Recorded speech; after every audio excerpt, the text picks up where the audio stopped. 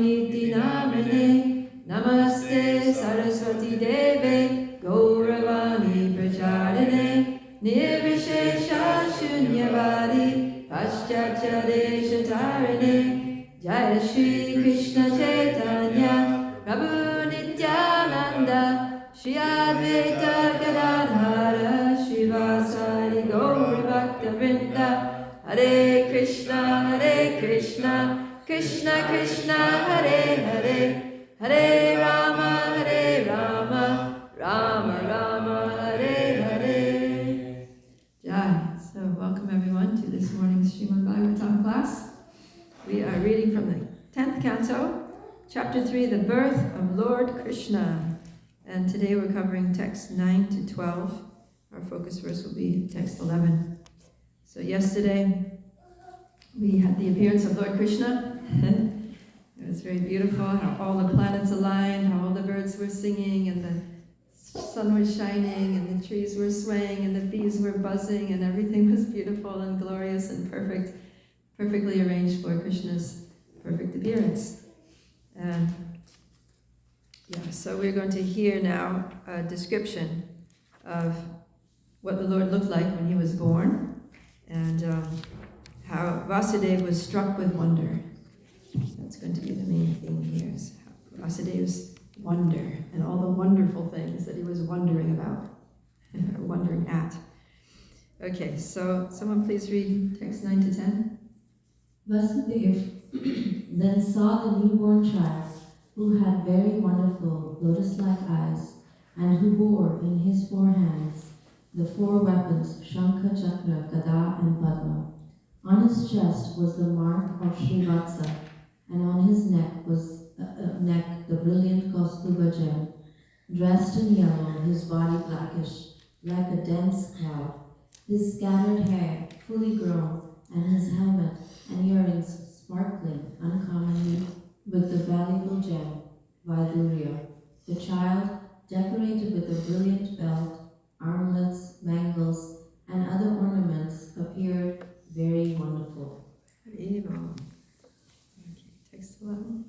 When Vasudeva saw his extraordinary son, his eyes were struck with wonder. Enchanted and jubilation, he mentally collected 10,000 cups and distributed them among the brahmanas as a transcendental festival. And the last one. O Maharaj Parikshit, descendant of King Bharata, Vasudeva could understand that this child was the supreme personality of Godhead, Narayana. Having concluded this without a doubt, he became fearless. Bowing down with folded hands and concentrating his attention, he began to offer prayers to the child, who illuminated his birthplace by his natural influence. Thank you. So Monday, our next Bhagavatam class, we're going to hear the prayers of Vasudeva. So let's go back to text 11. We'll recite the Sanskrit for this. Savismayot pula vilochano harim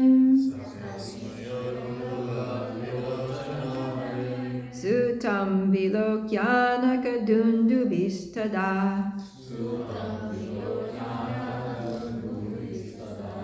Krishna avatarotsava sambramo sprishan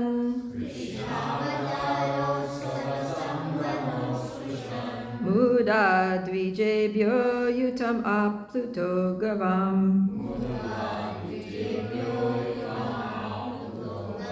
Savismayot pula vilochano harim Sutam vilokyanaka dundubistada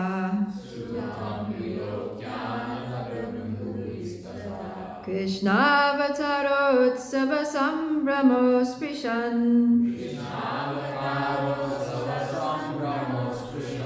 Buddha dvijebhyo yutam apluto gavam.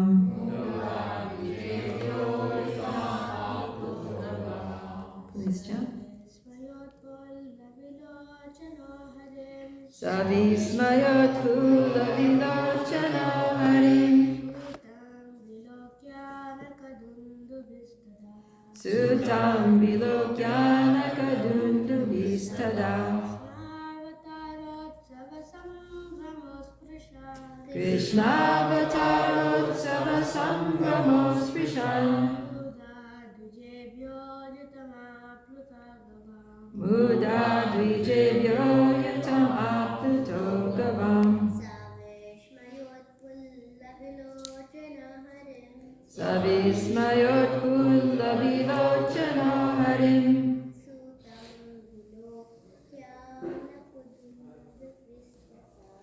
Sutam vilokyanaka dundubistada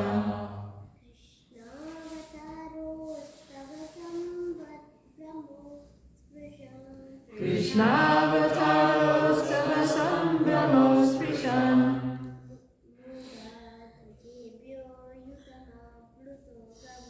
Muda dvijebhyo yutam apluto gavam. Okay, let's do the word for word together. Sa hi Vasudeva, also known as Anaka Dundubi, Vismaya Utvala Vilochana, his eyes being struck with wonder at the beautiful appearance of the Supreme Personality of Godhead. Harim, Lord Hari, the Supreme Personality of Godhead. Sutam, as his son. Vilokya, observing. Anaka Dundubi, Vasudeva. Tada, at that time. Krishna Avatara Utsava, for a festival to be observed because of Krishna's appearance. Sambrahma, wishing to welcome the Lord with great respect. Asprishat, took advantage by distributing. Muda, with great jubilation. Dvijebhya, to the Brahmanas. Ayutam, 10,000. Apluta, overwhelmed, surcharged. Gavam, cows. Translation and purport by His Divine Grace A.C. Bhaktivedanta Swami Srila Prabhupada Ki Jai. When Vasudeva saw his extraordinary son, his eyes were struck with wonder. In transcendental jubilation, he mentally collected 10,000 cows and distributed them among the Brahmanas as a transcendental festival. Purport. Srila Vishwanath Chakravarti Thakur has analyzed the wonder of Vasudeva upon seeing his extraordinary child. Vasudeva was shivering with wonder to see a newborn child decorated so nicely with valuable garments and gems. He could immediately understand that the Supreme Personality of Godhead had appeared, not as an ordinary child, but in his original, fully decorated, four-handed form. The first wonder was that the Lord was not afraid to appear within the prison house of Kamsa, where Vasudeva and Devaki were interned. Second, although the Lord, the Supreme Transcendence, is all-pervading, he had appeared from the womb of Devaki. The third point of wonder, therefore, was that a child could take birth from the womb so nicely decorated. Fourth, the Supreme Personality of Godhead was Vasudeva's worshipable deity, yet he had taken birth as his son. For all these reasons, Vasudeva was transcendentally jubilant, and he wanted to perform a festival, as Kshatriyas do to celebrate the birth of a child. But because of his imprisonment, he was unable to do it externally, and therefore he performed the festival within his mind.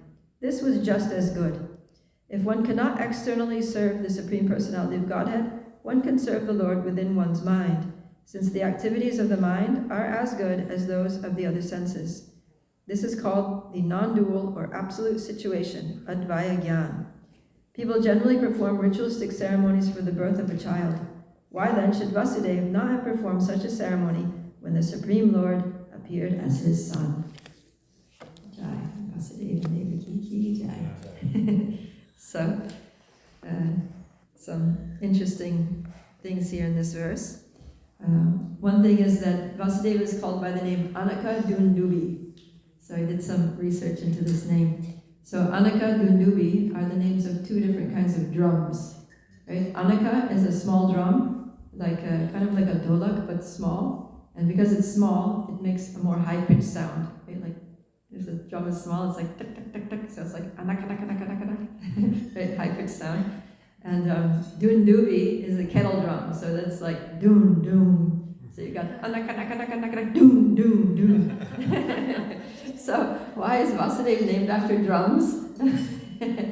Because he's the father of Lord Krishna, and when Krishna was born, the demigods were playing all these drums, right? These sacred drums, kettle drums, and small drums, and all sizes of drums to herald the entrance of Krishna to this world to perform his pastimes. And also, the Acharyas comment that it's significant that there's two different kinds of drums, because the dundubi is the loud one that makes a deep, resonant sound that goes, for miles, right? You can hear that long, far away. Right? Just like when there's a strong bass or something, in a concert or something, you hear that before you hear anything else. It's like you feel it in your body.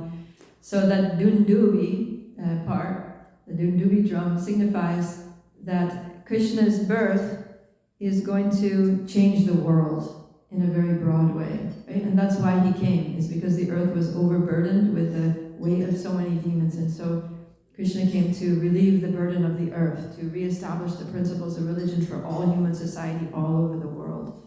right? Which he did by speaking Bhagavad Gita and by setting the example of how to live a religious life. So that's the Dundubi. And the Anaka, the small drum, high-pitched one, so that one, the sound doesn't go so far, that signifies that Krishna's appearance is going to change the heart. Right? So on a personal level, right here in our hearts, there's going to be transformation. Now that Krishna has appeared in this world, he's given his instructions, he's performed his pastimes, he's attracting our minds, he's melting our hearts in a very personal, individual way. So I thought that was sweet, right? Anaka Dundubi. So this verse is talking about the wonder of Anaka Dundubi, of Vasudeva, and the Sanskrit here is Vismaya. So in Bhakti Rasamrita Sindhu, Rupa Goswami has a whole section on Vismaya Rasa. So Vismaya means the mood of wonder, and it's one of the components of the Adbhuta Ras. So Adbhuta is one of the 7 secondary rasas of relationships one can have with Krishna, and it means astonishment. So whenever the Lord performs some superhuman activity, then there's this sense of astonishment, right? And wonder. So first you're astonished, like, oh my God, that's crazy, right? Like how is it? And then the next question is, how is that happening, right? So that's the wonder. I wonder how this is even possible. I wonder how I could be so unfortunate. I wonder how is this small boy able to do this amazing superhuman feat, right? So from astonishment, the next thing is wonder. So that's what we're talking about, is wonder, vismaya. And then the symptoms of wonder is that the person tends to stop in their tracks, right? Whatever you're doing, you're just like, what? What is that? How is that possible? So stop in the tracks, and then the jaw drops, right? Like, you know, the emoji when something's surprising, with the mouth open, it's like, and then the eyes become wide, and that's mentioned here, that Utfalo Vilochano. So Vilochana means eyes, and Utfala means to open, right? Like the blossoming of a flower. What is going on? And then the other thing is trembling. We heard here in the purport, Prabhupada says Vasudeva was shivering with wonder. So these are some of the symptoms of Vismaya Rasa, some of the external manifestations. So when Krishna does some superhuman feat, everybody's like, big eyes, open mouth, trembling of the body. And so Vasudeva is experiencing this. And Rupa Goswami in Bhakti Rasamrita Sindhu, he gives some other examples of wonderful things that stimulate this Vismaya Rasa. For example, when Narada Muni visits Dwarka, what does he see that's very wonderful?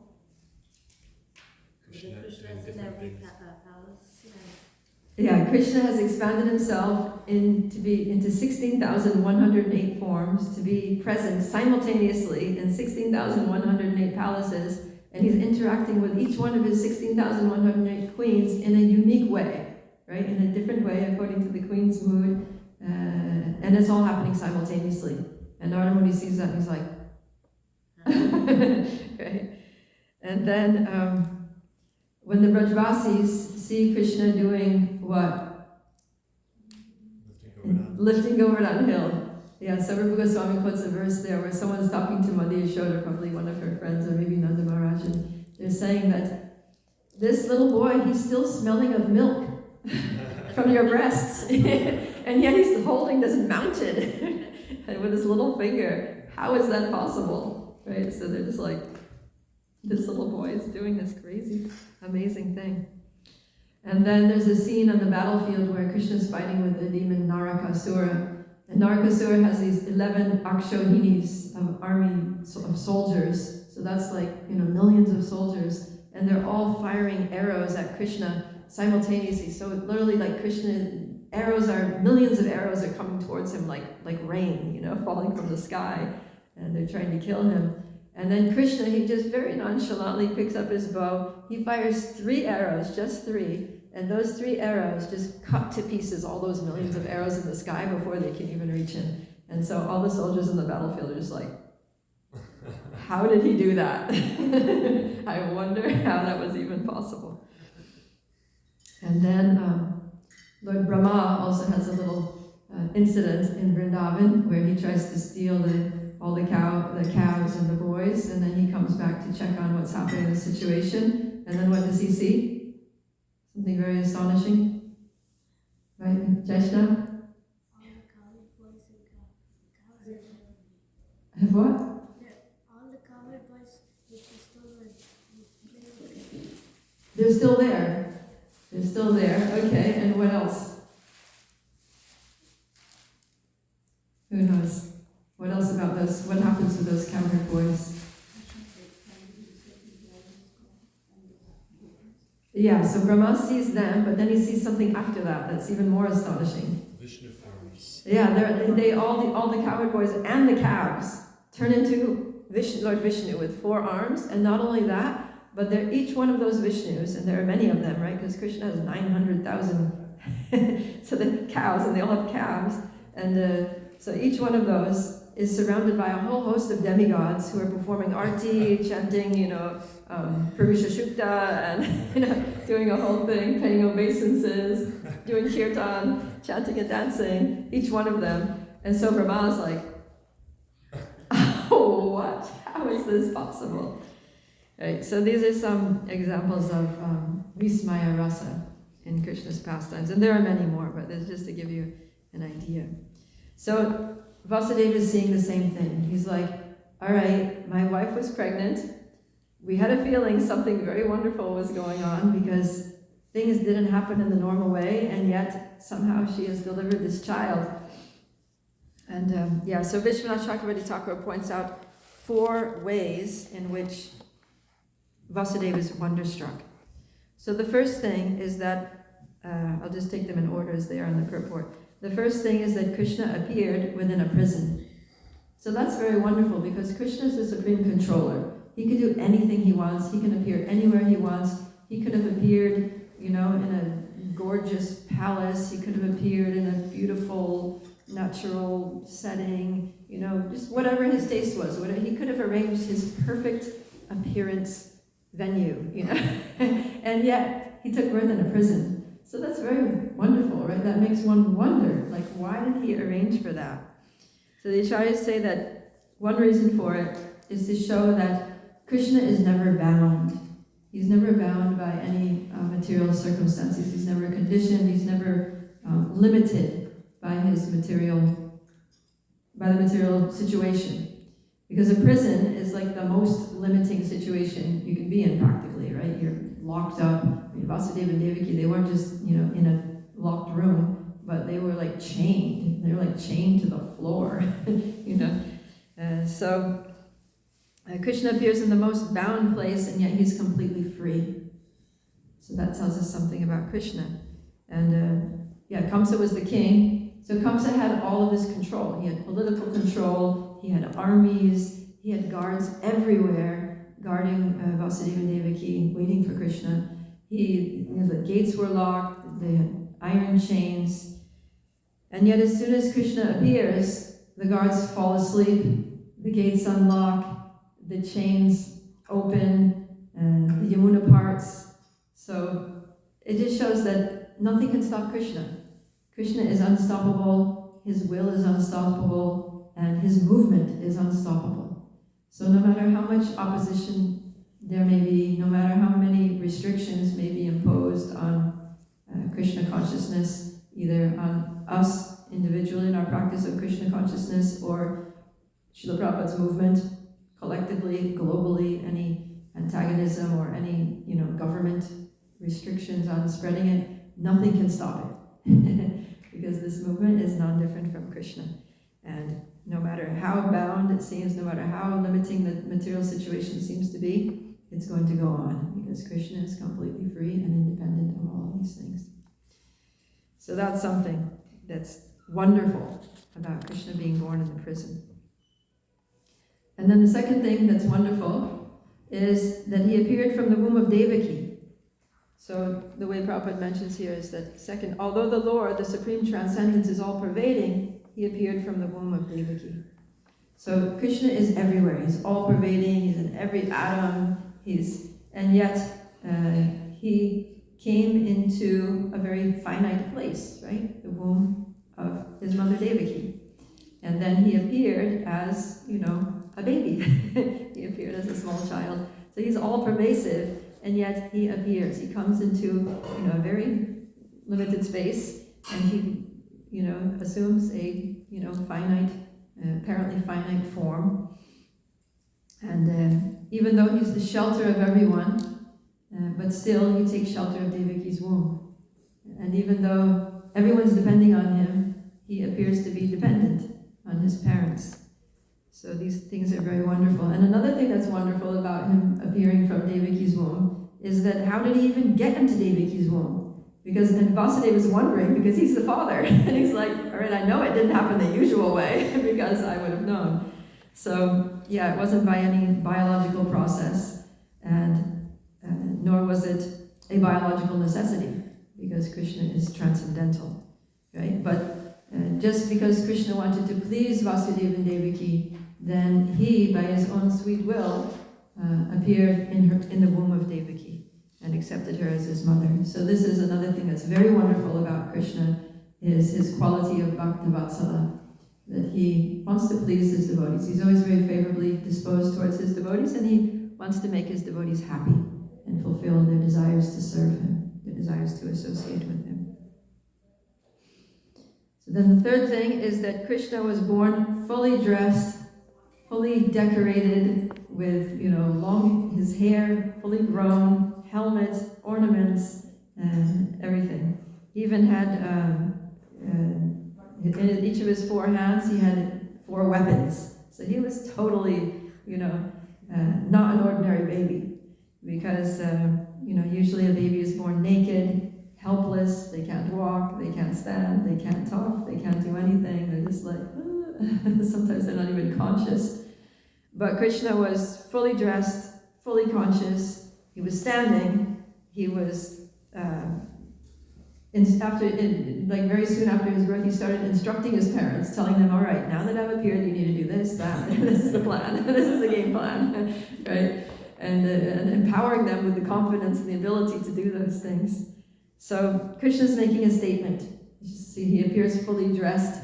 So sometimes by our dress, we make a statement, right? Like a fashion statement. So like Srila Prabhupada in his youth, he made a statement by his dress. And he was wearing the khadi cloth, and that was just homespun, loom woven cloth. And he rejected the British, factory manufactured clothes, and he wore this simple khadi cloth. So his statement was that I am a follower of Mahatma Gandhi. I am in favor of Indian independence from the British rule.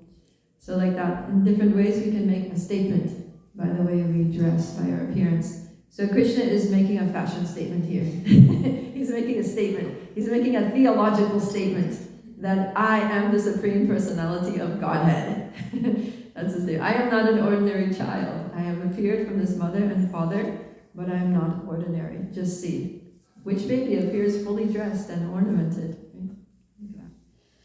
So then he's also making another statement to reassure his parents. And that statement is that everything is going to be all right. Because they had this demonic king who was terrorizing, people, who was stopping all the sacrifices. He was, persecuting Brahmins and devotees. He ousted the king and threw him in jail, and now he was also tormenting Vasudeva and Devaki. He killed the 6 previous children that were born to them, and they're worried that he's going to kill this child as soon as he's born too. So Krishna's appearing, even though he's Krishna, but the first thing he does is he manifests his form of Lord Vishnu to assure them that, don't worry, I'm God, no one's going to kill me, Kamsa is not going to kill me. In fact, just as the prophecy said, I'm going to kill him. You're going to be released from here very shortly, and everything's going to be okay. So that was another statement that he made by appearing that way. And then the 4th thing that's very wonderful, and that's Vishwanath Chakravarti Thakur mentions, is that Vasudeva's worshipable deity had become his son. So just imagine, you grow up here in Dallas in a devotee community, you're born in a devotee family, you spend your whole life worshipping Radha Kalachandji, and then you grow up and you get married and you have a child, and then your child is born, and then as soon as the child is born, he manifests the form of Kalachandji. He stands there and he's, holding his flute, he looks exactly like Kalachandji, and then he's talking to you saying, "Congratulations, you've got me as your son." How wonderful that would be, right? So that's what happened to Vasudeva and Devaki. They had this desire to have Krishna as their son. Actually, over 3 different lifetimes, they were intensely performing austerities and praying with great eagerness to have the Lord as their son. And he actually appeared repeatedly as their son. So first, Devaki was Krishni, and Vasudeva was Sutapa. And they got an incarnation of the Lord called Krishni Garbha. And then they raised him. And then in their next birth, Devaki was Aditi, and Vasudeva was Kashyapa, and they got Vamanadeva as their son, who was the dwarf who made 3 steps and covered the universe and poked his hole through the universal shell, and the Ganges water came through and all that. And then now they took birth as Devaki and Vasudeva, and they got Krishna as their son. So it's wonderful that Krishna fulfills the desires of his devotees, and he does it across lifetimes, right? Krishna doesn't forget that, in the past life you did austerities because you had this desire, and now I'm fulfilling your desire. So if we look at our lives now and all the things that's happening, we can just kind of wonder about, what desire did I have in my past lifetime, and how is Krishna fulfilling that in this lifetime, right? Maybe Jaishnav, you had a desire to take birth in a devotee family. You had a desire to learn classical dance and Sanskrit from a young age. Right? Nayanavita, you had a desire to attend the Srimad Bhagavatam class every morning and learn Bhagavad Gita shlokas, right? And Krishna's fulfilling your desire in this lifetime. So, you never know, right? Yeah. And it's, indeed, it's wonderful that Krishna accepts parents at all, because why does God need parents? He doesn't need parents. He's eternally existing. He doesn't need to take birth. He doesn't need anyone to take care of him.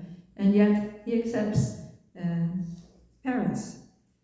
So, just imagine Vasudeva's thinking, oh my God, here's the Lord. He's carrying the weight of the world, in a portion of his plenary portion of Anantashesh. He's holding the whole universe on his head, and compared to him, the universe is so small that it's like a mustard seed. He doesn't even notice it on his head. All the 14 planetary systems are just, resting on him, and that's not even Krishna. That's just an expansion of an expansion of an expansion of an expansion of a, just a tiny partial expansion of Krishna.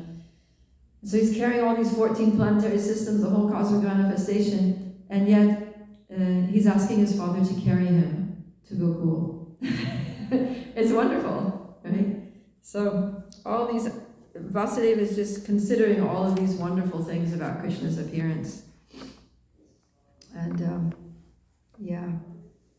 and he's really just floored. He's like, wow, this is just super wow. And he's beside himself with joy. So in that very joyful state, he wants to have a festival. He wants to have a huge festival and celebrate and feed everyone and shower everyone with gifts and have music and dancing and just a huge celebration. This wonderful child has taken birth, but he's in jail, so he can't do it. And so what he does instead is that he sits down and he just closes his eyes and he gets into a meditative state, and in his mind he's just imagining, that he's having this big festival, so many people are coming, he's feeding everyone, he's giving everyone gifts, he's giving thousands of cows in charity to the brahmanas. The brahmanas are very happy, they're very satisfied, and they're reciprocating by giving their blessings to the child, and baby is there smiling, receiving all the blessings very graciously, and Devaki is just totally overwhelmed with joy, and at the event. And so he's celebrating in his mind, and Prabhupada says that was just as good. The service that's done in the mind is called Manasa Seva. And because devotional service is absolute, then even if we can't physically perform a service, but if we just meditate on doing it, then we get the full benefit for actually doing that service. And there's one story that Prabhupada tells in the next year of devotion about the South Indian Brahmin. So there was one Brahmin, and he was very poor. He didn't have, anything at all with which to worship the Lord, but he wanted to. He wanted to worship the Lord. So one day he was listening to a class when Sadhu was speaking, and he was saying, just as he was saying, if you don't have the resources and paraphernalia for worshiping the Lord with all the pomp and splendor and all that, then you can just meditate on it and you get the same benefit. So this Brahmin was like, wow, this is what I'm going to do. This is just what I need to do. So he started doing that. He would get into meditation, and then he would, in his mind, he would be gathering all the best ingredients, the best fruits and vegetables, the most beautiful, opulent flowers, gold and silver paraphernalia, and exotic perfumes, and so many nice things to offer to the Lord. And he was doing that every day, and he was so satisfied. And then one day he decided to make some sweet rice to offer to the Lord. So he gets the best milk from the best cows, and really nice aromatic rice, and all the best ingredients. And in his meditation, he's making a fire. He's lighting his fire. He's using the best fuels. He's using pure cow dung patties from desi cows, and everything's just perfect. He puts the pot there, and he's boiling it. He's stirring it. He's making sure it's not too high temperature because it can't burn, And then he adds the cardamom, and he adds a little pinch of camphor, and the cashews, and the saffron. He makes it like really nice, very opulent, very wonderful. And then, it's all cooked, it's rich and creamy, and then he takes it off the fire, and he's like, okay, I think it's ready to offer, but let me just check if it's not too hot, because I don't want Krishna to burn his mouth, so it should cool a little bit. So then, to test the temperature, he takes the little finger and he dips it into the pot, and he burns his finger. It's still too hot. He takes his finger out quickly, and then at that point, his meditation breaks, because he just burned his finger. And then he looks at his finger, and his finger, this is like outside of his meditation now, he's just like in his normal sitting there, and his finger is actually red and blistered from being, from touching that boiling hot milk. And he's like, whoa, that sadhu who really knew what he was talking about, like, this is actually real, it's actually happening. And he understood that the Lord was really accepting his service. Meanwhile, the Lord in Vaikuntha starts laughing. So the goddess of fortune, Lakshmi Devi, is massaging the feet of the Lord, and he's sitting there very peacefully, very serenely. And then all of a sudden he just bursts out laughing. So Lakshmi's like, hey, what's so funny? What happened? And then he didn't say anything, he just kind of smiled, and then he, by his will, he sent a Vaikuntha airplane down to that village in South India where the Brahmin was sitting there with his burnt finger, and he invited him. He brought him back to the spiritual world, and then Lakshmi understood everything. So, yeah. But still, when Vasudeva finally does get free from prison, then he actually does he does have a festival, and he invites the Brahmins, and he gives the cows. So he still wanted to make sure that everybody got the things, because one time Vijay Prabhu was giving a talk about book distribution, and he was saying that sometimes devotees who are distributing books for many years, they feel a little bit bad later in life when maybe their physical health doesn't allow them to go out and distribute books. So he said, you can still go out and distribute books in your mind. You can sit there, even if you're bedridden, you can lie there and you can imagine you're going out with your book bag and you're approaching people, you're saying your mantras. He said the only problem with that is that the people don't actually get the books. It's great for you get the benefit of distributing them, but the people don't get the benefit of reading them. So Vasudeva was thinking, okay, I got the benefit of distributing them, but the Brahmins didn't actually get the cows, the people didn't actually get the feast, So he wanted to actually do it in real life and real time and space, so he did. So, yeah, all these things are very wonderful. And the more we practice Krishna consciousness, the more we will experience wonder in our lives. Actually, when I was reading this, I was thinking about this point of how it's amazing that Krishna appeared from the womb of Devaki. Then it reminded me of one purport here from Canto 3. This is chapter 33 about Kapila Dev. Because Kapila Dev appeared, he was also an incarnation of the Lord who appeared from Devahuti. And so in the purport to 333.21, Prabhupada says something very amazing. He says, every woman can qualify herself as much as Devahuti, and then can also have the Supreme Godhead as her son. Pretty amazing, right? Saying any woman can just become as qualified as Devahuti and have the Supreme Personality of Godhead as her son. He says, if the Supreme Personality of Godhead can appear as the son of Devahuti, he can also appear as the son of any other woman, provided that woman is qualified. If one gets the Supreme Lord as a son, one can have the benefit of bringing up a nice son in this world, and at the same time get promotion to the spiritual world to become the face-to-face associate of the personality of Godhead. So I remember when I was doing Bhakti Vaibhava in Mayapur, my older daughter was also in the course with me. We were doing it together, and she had just finished high school. She was like 17 or 18, and we were in the class together. We read this, and I was like, oh, Subhadra, you should try for this. Make yourself qualified as Devahuti and have the Supreme Personality of God as your son. And she was like, oh my God, rolled her eyes at me. But, Prabhupada is saying it's not impossible. You know, if a girl practices Krishna consciousness very sincerely and becomes as qualified as Devahuti, become a pure devotee, Krishna can appear. You might not get Swayam Bhagavan Krishna, but you could get a Shakti Avesh avatar, right? At least, why not? Prabhupada is saying it's possible. So, any woman can become that qualified to have Krishna as her son. But I was thinking it's interesting that some people think that a woman can never become as qualified enough to have a disciple. Very bold. Okay, so with that, I'll open it up for questions and comments about Krishna's wonderful appearance in this world. Yes, we have another. Thank you very much, Prabhu. I was wondering if you could contrast some of the other appearances of the Lord. I'm thinking of one instance, there's a Muni who doesn't exactly know who he's desiring, and then, oh, okay, no, that's not an appearance as the sun, but they just appear, Brahma, Shiva, Vishnu. Yeah. And then there's another instance where someone wants someone as good as the Lord as their son. So Yeah. could you compare some of these? Yeah, and then Krishna appears because he says, well, there's no one as good as me, so you're going to have me. Yeah, so Krishna appears in different ways, and he always appears to, the common denominator is that he appears to satisfy his devotees. So that one person, who was it? I can't remember. Atri Muni? Yeah, okay, so Atri Muni, he wanted to have the Lord as his son, but his thing was he wasn't sure who the Lord was. So he was thinking, I'm not sure whether Lord Shiva or Lord Vishnu or who Lord Brahma is the Lord.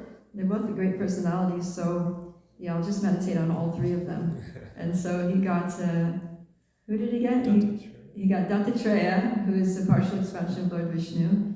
He got Durvasa, who is an expansion of Lord Shiva. And he got, who else? Huh? Chandradev? Okay. Yeah, so he got 3 different children, and I remember he was hopping around on one leg doing his austerities, right? And the children started coming, and then he's like hopping, like he's so excited, but he can't like put his other foot on the ground because he took a vow to do these austerities. And he's like, oh my God, this is so amazing, but I got 3. Yeah, you were meditating on all 3 of us. Yeah, so Krishna is Bhaktavatsala, right? He always wants to fulfill. The Sri Upanishad said he's the self-sufficient philosopher who's been fulfilling the desires of everyone since time immemorial. So what to speak of everyone, of course he's going to fulfill the desires of his devotees, especially. So, but then Prabhupada says first, deserve, then desire. So So we can desire to have the Lord as our son, or we can desire to have, a relationship with the Lord that's very intimate and exalted, but also we need to deserve. So, Prabhupada stresses that point, that we need to become qualified. And so Vasudeva and Devaki were very qualified. Of course, they're the Lord's eternal parents, and so there's no question of them ever being unqualified. But also, even in this world, they did so many austerities, right, as Krishna and Sutapa and all that. And so later we're going to see, as the 10th canto unfolds, how the Lord is going to actually speak to them and say, this is in your past life I appeared as Vamanadev, in the life before that I appeared as Krishnagarva, and whenever you appear, I appear as your son, because this is our relationship. And this is what it is. But an interesting thing about Vasudeva and Devaki's relationship with Krishna is how it's different from Nandaraj and Mother Yashoda's relationship with Krishna, is that they're always kind of aware that Krishna is the Lord. So, and this becomes a little bit of an impediment sometimes to their Vatsalya Bhav, to their parental affection, because there's always like an oscillating mood between I need to take care of you because you're my son, and you need to take care of us because you're God. So sometimes they're like, oh dear Lord, Supreme Personality of Godhead, we offer our obeisances unto you. And other times they're like, oh, Kamsa's going to kill you, we need to protect you, come, don't cry, don't make any noise because you're in danger, like that. So it's an interesting dynamic, their mood of affection towards Krishna. And later, after Krishna kills Kamsa, the same thing. They just saw him killing Kamsa and, exhibiting this super, if not superhuman, at least super amazing for, like a 10-year-old or something, however old he was when he killed them. And so then when he released them from prison, as soon as he killed Kamsa, the first thing he did was he released Vasudeva and Devaki from prison. And then they're offering, they're standing before him with folded hands, like, we're so grateful to you, you were the all-powerful, you were, omniscient and all these things. And then Krishna immediately, I can't remember what he says, but he says something. Or he does something that's very little boyish, that's just very charming and babyish, just to get them to forget about his transcendental position as the Lord, and to embrace him. Because he's like, oh my God, I've been separated from them for so long. At my birth, he carried me to Vrindavan, and I've been there. They've been separating me for like 10 long years. And now here I am, and they're not even going to hug me. He's like feeling like that. He's like, they're not even going to like hug me and hold me on their laps and smell my head and, bathe me with their tears of parental affection. It's like, no, they can't. They have to hug me. So, yeah, he does that, and then they do. They like it. Pick him up and embrace him.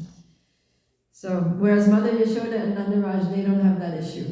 Right? They never see Krishna as God. Even when Krishna is literally showing himself to be God, right? When Mother Yashoda looks in Krishna's mouth and she sees the universal form, and she even sees herself there in Krishna's mouth, looking in Krishna's mouth, and she's just like, I need to call a doctor. There's something very wrong with this child's throat.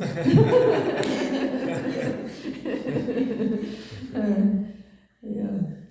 So that's Mother Yashoda's mood. And yes, Ayushi. Hare Krishna Mataji, I have a question. When Lord Krishna was born, he was born in jail, but while going to the other place, the prison was open, all the locks and everything. But why did he not free his parents at that same time? Yeah, because he wanted to perform his Vraj Lila, right? Otherwise, they wouldn't have taken him to Vraj. If he had just immediately freed them and gone and killed Kamsa, or just sat there and waited for Kamsa to try to come kill him and then just killed him immediately, then he wouldn't go to Vrindavan, right? So he wanted to perform his Vraj Lila. I'm sure there are other reasons, but that's one reason.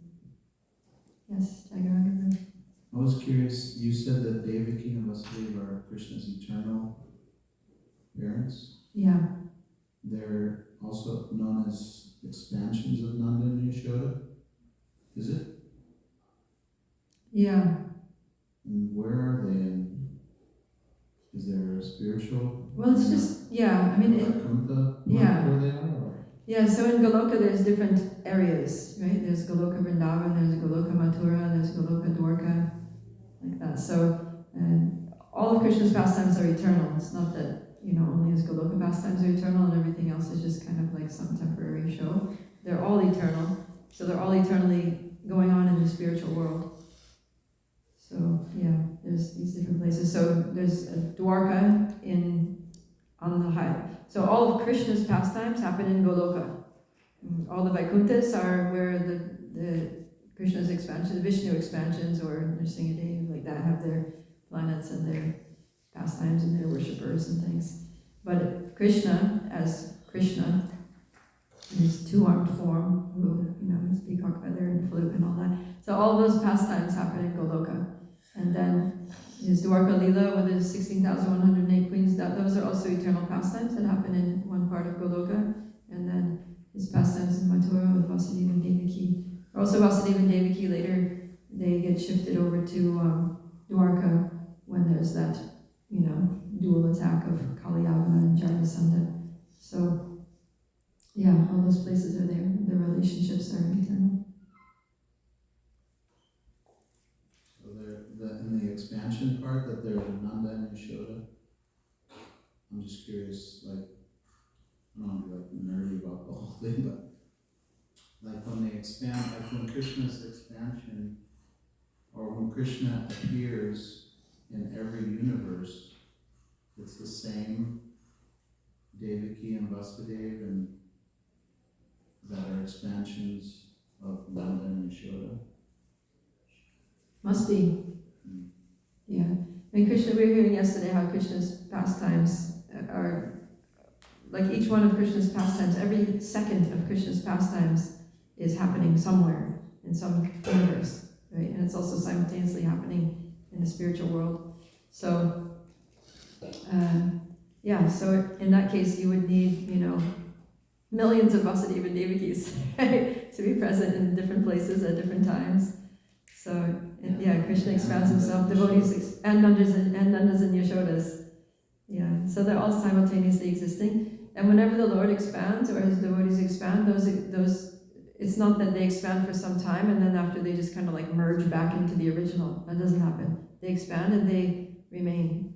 They're eternal. It's hard for us to understand because never was there a time when Vasudeva and Devaki did not exist, So it's not like they didn't exist and at one point they expanded, they just kind of emanated out of Nanda and Yashoda. But they've always existed and they're simultaneously expansions of the original, like that. So it's kind of inconceivable to us. Wonder. Exactly. we can just be like, how is that possible? Vismaya rasa.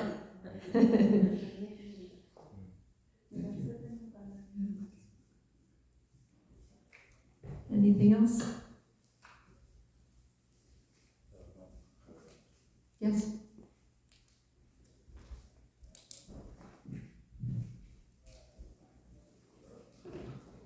As we know, Krishna born in India, what is Dwarka, right?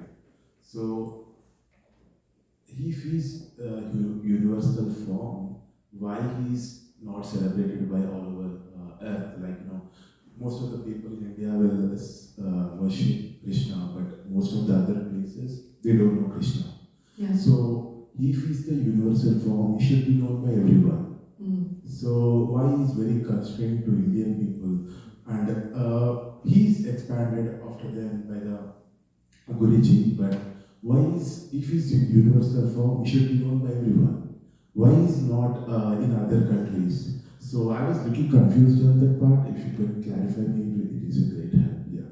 Yeah, Srila Prabhupada talks about this. He says that, if Krishna wanted, he could have, manifest himself all over the world to all people. If when he came in again 500 years ago in the form of Sri Chaitanya Mahaprabhu, he could have also, he traveled around South India and converted so many people into Vaishnavas, worshippers of Radha and Krishna. He could have traveled all over the world and done that.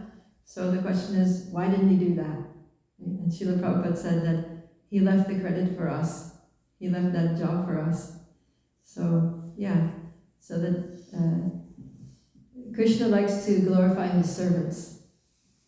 So Krishna does wonderful activities in this world, and he also empowers his pure devotees to perform similarly wonderful activities. So devotees like Srila Prabhupada, who, in his old age, at the age of 70, he got on a cargo ship and he crossed, from Calcutta to New York, and then he came to a country where he knew no one, he had no money, English was his second language, and he started a worldwide movement out of nothing, by Krishna's empowerment. So that's very wonderful, right? So Prabhupada said that Krishna likes his devotee to get the credit. Just like the Battle of Kurukshetra, right? There are all these demoniac soldiers that appeared, Duryodhana and all of his brothers and all of their allies, and they're all, demonic. Krishna could have killed them all just by looking at them. Just by his glance, just by his desire, they could have all dropped dead on the spot, right? Or just like Krishna released 3 arrows, he could have just released 1 or 2 arrows and just like annihilated all of them. But he didn't. He didn't even fight. What did he do? He just took a lowly position as driver of a chariot because he wanted Arjuna to get the credit, right? He wanted Arjuna to be the hero of the Battle of Kurukshetra. And Krishna he loves his devotees so much that he wants his devotees to have a higher position than he has. He wants his devotees to be more famous than he is. And that. So,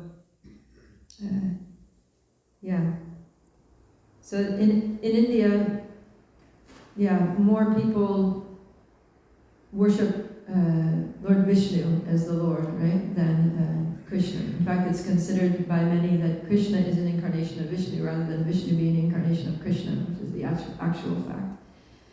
So, because people have a conception of God, that God is great, God is powerful, God is wonderful, He's the creator, He's the maintainer, and Lord Vishnu has that mood, right, about him. Whereas Krishna, even though he's the source of Lord Vishnu, which we're seeing here, that Krishna, at different times throughout his pastimes, he can manifest his Vishnu form. Right? He manifests to Arjuna in the Battle of Kurukshetra, he manifests to the gopis in Vrindavan when they're looking for him, he manifests to Vasudeva and Devaki right here when he's born, and then he goes back to his form of Krishna. So it's showing that Krishna can manifest a Vishnu form, but we never in any Shastras see that Vishnu can manifest a Krishna form. Because you can only manifest a form that is, as you say, less than you or included within you. Right? Whereas Krishna is a superior form which is not included within Lord Vishnu. Right? Krishna has transcendental qualities that are above and beyond the qualities of Lord Vishnu. So Vishnu cannot manifest Krishna, but Krishna very easily manifests Vishnu. So, but people don't see Krishna as God, as a worshipable personality, because Krishna's pastimes are so playful and so simple. Krishna just plays, climbs trees and pulls the tails of monkeys. He wrestles with his friends and he dances with gopis, and he steals butter, and his mother ties him up. It's like he does many things that don't seem very godlike, right? He does some things that don't even seem very religious, very ethical, right? But he's the supreme. He can do whatever he wants. He is like morality personified, So we have to really understand who Krishna really is, and we can understand that by studying Srimad Bhagavatam. So that's also a problem, is that people don't study the scriptures, right? They kind of go on sentiment. So it's like, okay, I think Vishnu's a better God. He kind of resonates with me more as God than Krishna, so I'll just worship him, right? Or many people, they're not quite sure who's God, so they'll just worship everyone, Vishnu, Krishna, Shiva, Ganesh, Hanuman, right? They'll just worship everyone because they don't want to miss anyone, just in case they don't want to get any thunderbolts on their head. So, a lot of it is just due to lack of knowledge. And then some of it is due to personal taste. Right? Because the mood of worshipping Vishnu is awe and reverence. That's the mood that Vishnu is pleased by. In Vaikuntha, even in the spiritual world, all of his followers worship him with awe and reverence. So if someone wants to have that reverential relationship with the Lord, then Lord Vishnu is the form of the Lord which is suitable for that mode of worship. Whereas Krishna, he's not really into awe and reverence. Krishna is all about love. Krishna wants love, intimacy, loving exchanges, heart-to-heart connection, like that. So depending on your personal mood in worshiping the Lord or loving the Lord, then there'll be a particular form of the Lord which is most amenable towards that. Okay? Yes, Karan. Krishna. So I had a question. When Prabhupada came to the West, and he's sharing all this information, these stories, how would we explain to, let's say, a Christian person, because you're saying that this unorthodox type of birth is unique to Krishna, right? But then the Christians also believe in a virgin birth of Jesus.